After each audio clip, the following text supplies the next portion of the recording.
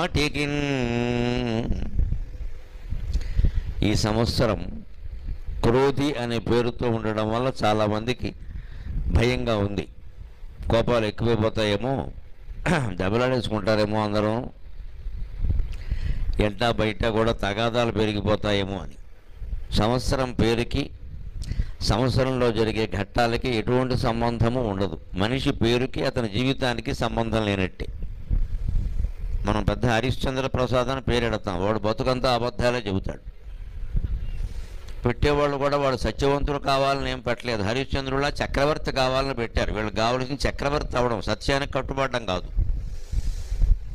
మనం గొప్పదనాన్ని అంగీకరిస్తాం కానీ మంచిదనాన్ని అంగీకరించలేం. మనం గొప్పవాళ్ళు కావాలి, అందరూ గొప్పవాళ్ళు కావాలి. వాడు దుర్మార్గుడైనా పర్వాలేదు, గొప్పవాడు కావాలి. Famous, not goodness. ఆ గొప్పవాడు కావడం అనేది వదిలిపోయి మంచివాళ్ళు కావాలనేది లక్ష్యంగా పెట్టుకుంటే ఏ ఉగాదైనా ఒకటే. ప్రతి ఋతువు వసంత ఋతువే, ప్రతి సంవత్సరము ఆనందనామ సంవత్సరమే. అంచేత సంవత్సరం పేర్లన్నీ ఎలా ఏర్పడతాయంటే, ఇదివరకు ఎప్పుడో అవి ఏర్పాటు అయినప్పుడు కొన్ని వేల ఏళ్ల క్రితం జరిగిన ఘట్టాలను బట్టి, జరిగిన యుద్ధాలను బట్టి, పరిపాలించినటువంటి పాలకుల్ని బట్టి, అప్పటి ప్రజల ఆనందాన్ని బట్టి రకరకాలుగా ఏర్పడతాయి. మన పంచాంగంలో ప్రత్యేకించి నక్షత్రాల పేర్ల మీద కూడా కొన్ని సంవత్సరాలు ఏర్పడతాయి.